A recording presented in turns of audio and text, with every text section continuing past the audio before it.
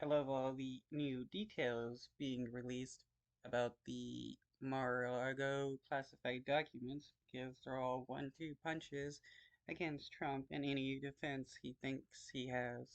Involving former President Trump and his handling of classified materials. More information has been released from the Mar-a-Lago search warrant. Shows federal agents became concerned about the whereabouts of some documents after viewing security camera footage. We should point out an attorney for Trump did not respond to a request for comment last night. For more, we're joined by NBC News legal analyst Danny Ceballos. Danny, good morning. So the affidavit says that the security camera footage from Mar-a-Lago showed Trump ate walled nada, moving boxes out of a storage area. What could evidence like this mean for the case? Video evidence from the beginning was always going to be important in this case, as it is increasingly in criminal cases everywhere. And sure enough, you have video apparently showing Walt Nauta moving these boxes of documents. Then what the prosecutors need to prove is what Walt Nauta knew and when he knew it. But if they have him moving documents, that gives them the physical aspect of many of the alleged crimes, which is concealing these documents. That's one of the magic words in one of the statutes with which Nauta and Trump are charged. So going from here, the next question is, well, who else moved documents? Who else knew about them?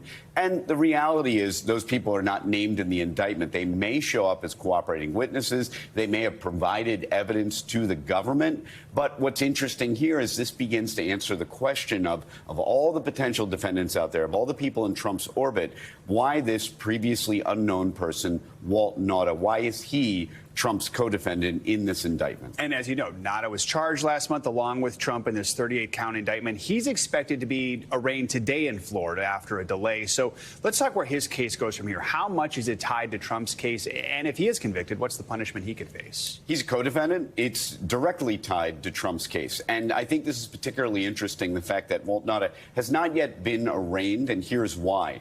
Walt Nauta, all indications are that he is aligned with Trump in lockstep. They are co-defendants and probably are under a joint defense agreement, although I don't know. But at this point, to what degree Walt Nauta has loyalty to Trump? He's apparently still working for him. This may change as the case drags on over the months. And this case is not going to trial in this calendar year, in my opinion. In theory, it could. It's just not likely to happen. So as time drags on, Walt Nauta may reevaluate continuously whether or not he wants to be a co-defendant and go to trial with Donald Trump.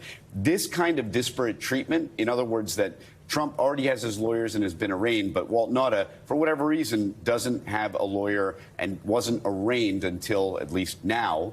So what does that say about Walt Nauta? At what point does he say, hey, why don't I have the same treatment as my co-defendant? Is he really in my corner? These are the kinds of things that may affect whether Walt Nauta decides down the road he wants to approach prosecutors for a deal, or he wants to stick it out and go all the way to the bitter end, which is a trial, a very public trial, perhaps the most important, notorious trial in American criminal history. And real quick, I want to talk about that trial. We initially thought it could be in August. That always seemed unlikely. Now we know special counsel Jack Smith, he's requesting it start in December. Real quick, this is not surprising, is it?